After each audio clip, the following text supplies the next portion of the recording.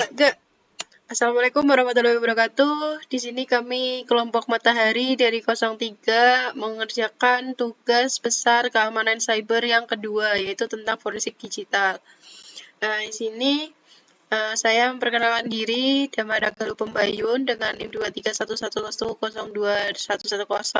mengerjakan soal 1 sampai 2, dan teman saya Aisyah Anis Mazaya dengan NIM 23111020095 dengan mengerjakan soal nomor 3 dan 4. Lalu setelah itu ada teman saya lagi, Alifatus Sabrina Amalia dengan NIM 23111022225. Dia mengerjakan soal 5 sampai 6. Nah, di sini tugas 2 itu tentang forensik digital untuk menginvestigasi forensik menangani kasus simulasi kebocoran atau pencurian dokumen sensitif di sebuah PT, yaitu PT Maju Canggih Berdaya. Oke, lanjut. Di sini saya akan menjelaskan tentang nomor 1. Nah, ini nomor 1 pertama-tama dianjurkan untuk mendownload file yang sudah disediakan oleh Ibu. Terus langsung kita mencari hasil hash filenya dari file chatlog.txt menggunakan get file hash yang dijalankan di PowerShell. Nah, di situ tercantum hash yang tertera ya, yang 1A, D8, 1C, dan seterusnya itu. Next, ke bawah, scroll. Nah, setelah itu kita pengecekan file di sini.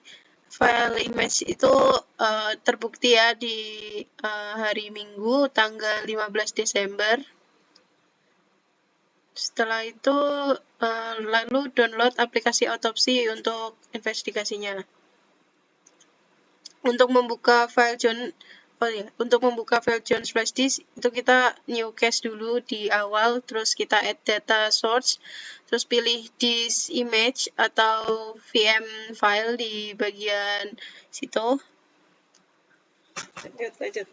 Lalu masukkan filenya yang disimpan di file yang sudah di-download ya, terus aktifkan calculate data source. Lalu tunggu sampai loading selesai. Setelah itu kita bisa melihat calculate hash MD5 dan SHA-1-nya. Nah, di sini tertera ya name, type, size, ukurannya, terus MD5, SHA-1 itu kode-kodenya sudah ada di situ. Terus lalu kita sinkronisasi antara nilai hash pada perangkat lunak otopsi dan filenya gitu dengan data yang image forensik. Nah, di sini udah hasilnya tertera. Lalu hash file yang tidak berubah mengkonfirmasi bahwa integritas dan keaslian data terjaga sehingga memenuhi syarat standar pemeriksaan forensik digital. Nah, jadi sama kan tadi MD5 checksumnya dengan yang file hashnya di autopsi sama gitu. Terus lalu setelah itu di nomor 2 dari artefak yang tersedia, identifikasi peristiwa penting. Nah, di sini peristiwa pentingnya itu nomor 1 itu di waktu 1 Desember 2024 di pukul 8 sampai 8.58. Nah, itu penawaran proyek ilegal. John ditawari akses file rahasia dengan total insentif 500 juta. Nah, itu buktinya ada di log chat di tanggal 1 Desember. Terus selanjutnya yang kedua itu ada penerimaan tawaran di pukul jam 2.05 dengan tanggal yang sama, yaitu John menerima tawaran pekerjaan tersebut meskipun sempat ragu. Nah, itu ada bukti chat di bukti transfer senilai 100 juta. Setelah itu yang ketiga ada proses eksploitasi. Di tanggal 3 Desember pada pukul 10, John melaporkan upaya pembobolan sistem yang menggunakan autentikasi 2 langkah.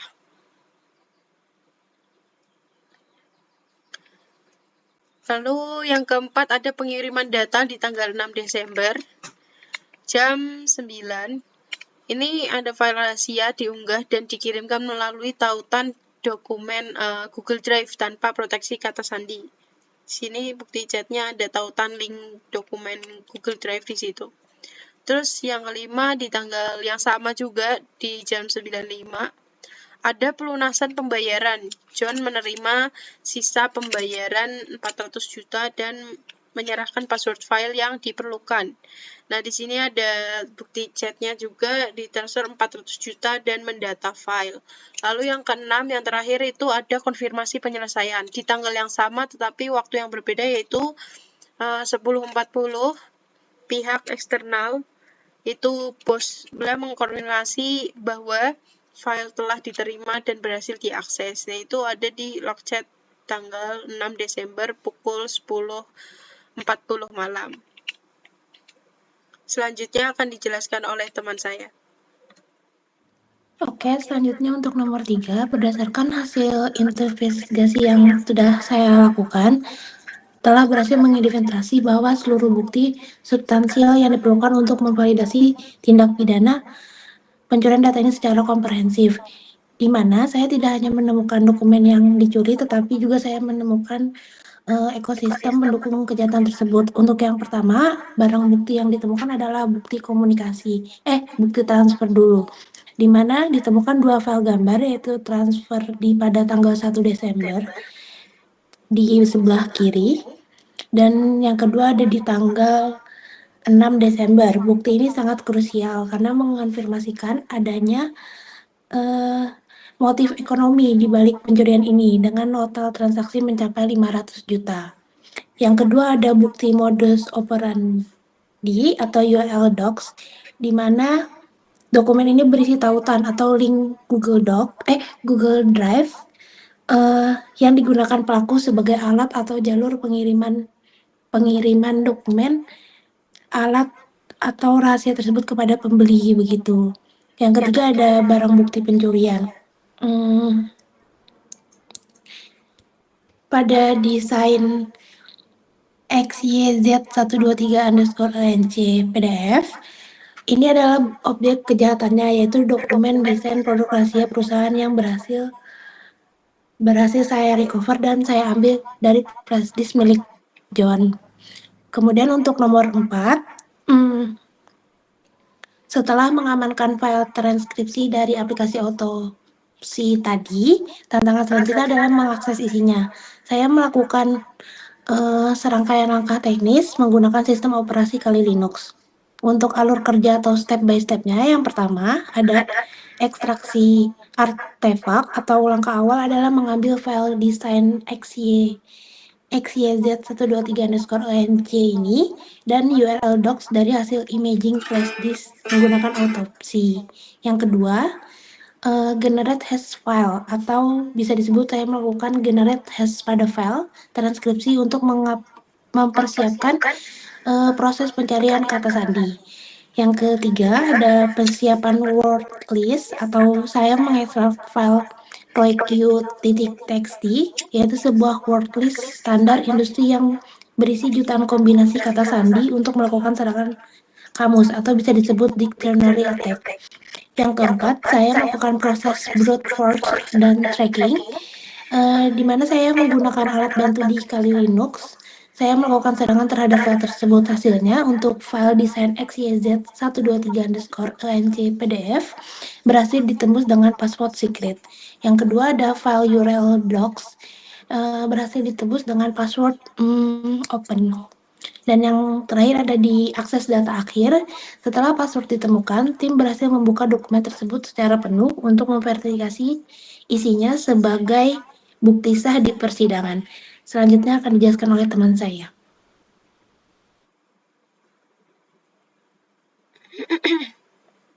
Baik, selanjutnya yaitu untuk nomor 5, rekonstruksi kejadian. Selanjutnya, kami melakukan rekonstruksi kejadian berdasarkan artefak chat log dan image flash disk milik John.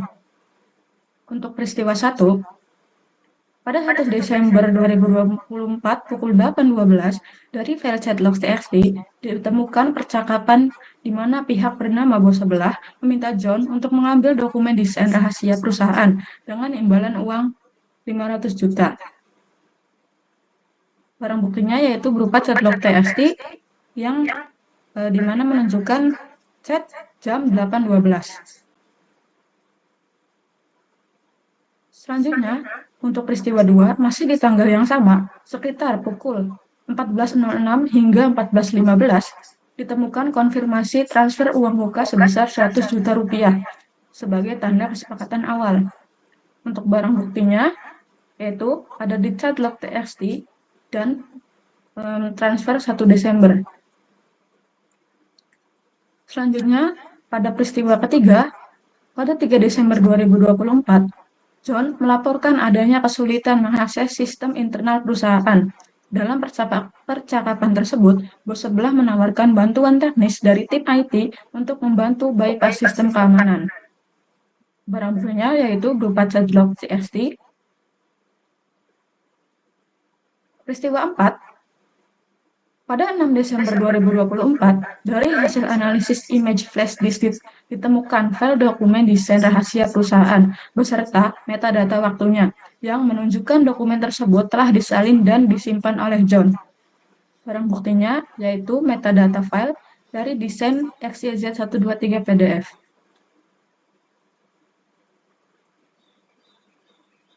Kemudian untuk peristiwa 5, masih di tanggal yang sama, John mengirimkan tautan cloud kepada bos sebelah dan menyatakan bahwa password akan diberikan setelah pelunasan pembayaran dilakukan.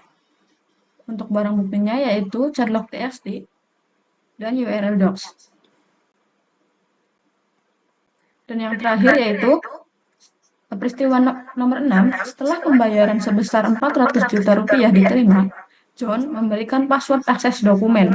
Hal ini diperkuat dengan bukti transfer dan percakapan lanjutan di chatlog. Barang buktinya yaitu chatlog txt dan transfer 6 Desember. Kemudian untuk nomor 6, apa isi dokumen rahasia yang bocor dari perusahaan?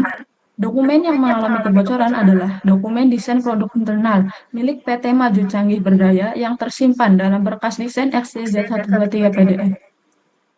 Kapan dokumen rahasia itu bocor? Kebocoran dokumen terjadi pada 6 Desember 2024 dengan indikasi utama pada saat tautan dokumen dibagikan kepada pihak luar, yaitu sekitar pukul 21.00 WIB. Bagaimana caranya dokumen rahasia itu bisa bocor keluar? Kebocoran terjadi melalui penyalahgunaan hak akses oleh pegawai internal, yaitu John. Dengan bantuan teknis dari pihak eksternal, John berhasil menyalin dokumen dari sistem internal perusahaan, kemudian mengunggahnya ke layanan cloud, dan menyerahkan akses kepada pihak pemesan setelah transaksi pembayaran diselesaikan. Selanjutnya, di mana tempat dokumen rahasia itu dapat diakses oleh orang luar? Dokumen dapat diakses melalui layanan penyimpanan berbasis cloud atau Google Drive menggunakan tautan dan password yang dibagikan oleh John. Siapa nama orang luar yang menginginkan dokumen rahasia tersebut?